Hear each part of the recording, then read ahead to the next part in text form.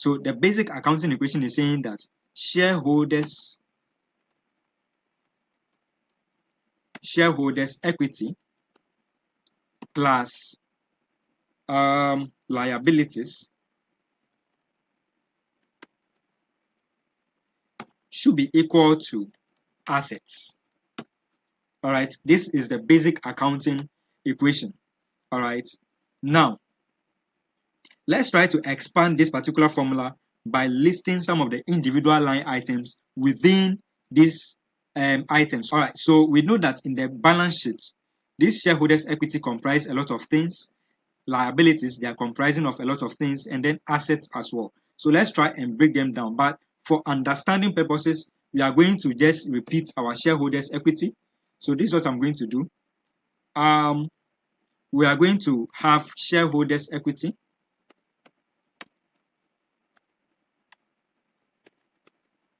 And then we are going to add our liabilities. Now, our liabilities can be short-term, can have short-term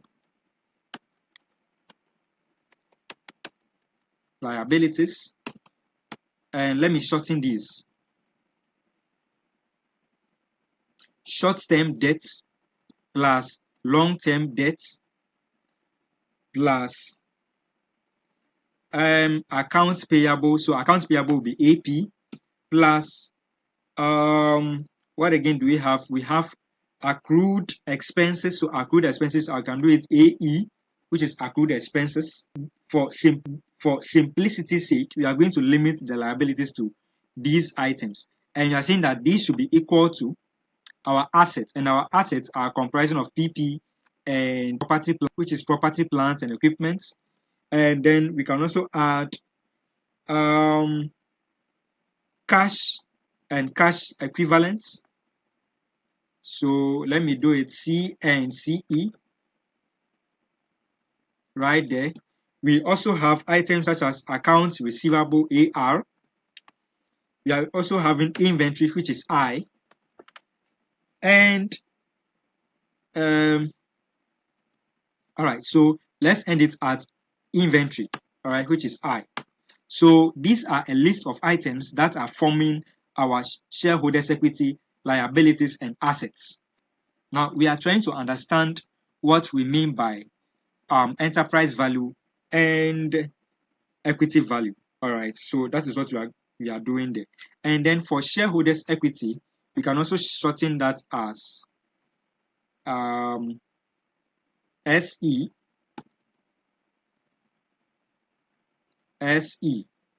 All right, or we can make it market cap. It is the same as market cap. So here we are assuming that the shareholders equity is determined by multiplying the share price by our outstanding shares. So market cap, MKT CAP. All right, so we can do that. Okay, so this is the basic accounting equation in this particular format. Now, what we're going to do is we are going to group like terms. And what do I mean by that? When you look at the formula carefully, you could see that we have accounts receivable and inventory. These items are called working capital items. Then we also have accounts payable and accrued expenses, which are also part of our working capital. So what we're going to do is we are going to move the accounts payable and accrued expenses to the right side of the equation. So we are going to have this. I'm going to copy this and paste down here. And what I'm going to do is to come to the formula bar here, and I'm going to cut these two items, including the plus there, cut it, and come here, bring my paste and paste. All right, and then we are going to delete the plus before the AP and put these two items in bracket and enter. So this is what we are doing. Now follow me very carefully. If you understand this, then every other thing you are going to do in valuation is going to be very, and that's for you. And that's why I'm taking my time to explain these things. All right. Now that we have done that, we can now represent a certain group of the items as working capital or WC. Simply, All right. So we are going to copy this again and paste it here. And what you are going to do is you are going to edit it. And with the editing, we know that when you pick your accounts receivable and add inventory and subtract these two items, you are going to find what you call working capital. So what I'm going to do is to delete all of this and replace it with working capital, which is WC. I hope you have gotten that. So AR, accounts receivable plus inventory minus accounts minus accounts accrued expenses is giving us what we call working capital. Now, I hope you understand why I'm giving this a subtraction here. It is because this is plus. It is a plus here. The AP is a plus here. So when it crosses the equal to sign, it becomes a minus. This is basic mathematics. All right, so that is that. So let me copy this again and paste here. And now we are saying that per the enterprise value formula, what we are saying is that enterprise value, let's come to the top here. Let's simplify this formula for us. That is going to help us in our next step. So we are saying that, simply put, this long formula you have seen here can be simplified as equity value plus debt minus cash and cash equivalent. This is our enterprise value formula in a nutshell. All right.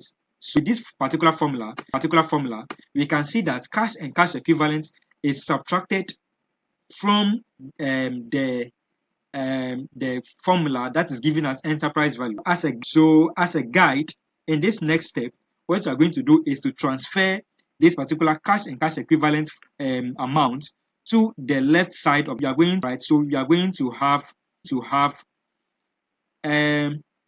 let's format this, and we are going to have long-term liabilities. Remember, cash and cash equivalent is a plus here.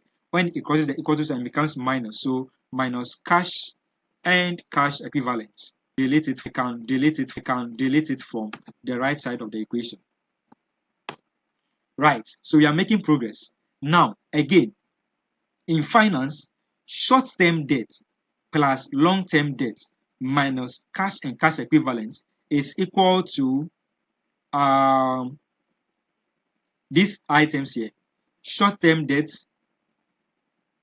plus long-term debt minus cash and cash equivalent is essentially net debt. That's how we call it in finance, net debt. All right, so what we are going to do is we are going to copy this formula again, paste it down here, and we are going to replace the short-term debt up to cash and cash equivalent with what we call net debt. Net debt. All right, so I hope you are getting what we mean. All right, so what we are saying is that now we are having here, this is a very important equation, and so what I'm going to do is to wrap it around with borders, with outside borders there. All right, this becomes a very important equation for us. Now we can say that market capital plus net debt is equal to enterprise value, or we can also say that enterprise value is equal to our property, plant and equipment plus working capital. That is the formula for enterprise value. And so you could see that included within enterprise value is actually equity value, because our equity value is the market capitalization we are seeing here, which is actually shareholders' equity, the value of our shareholders' equity. All right, so let's make headway. Now, this formula also implies that enterprise value is essentially the value of the core operating assets of a particular business. And with the core operating assets, we are talking about PP&E plus working capital, or as it were, market cap plus net debt. All right, so let's take very keen note of that. This is very important throughout our analysis. All right.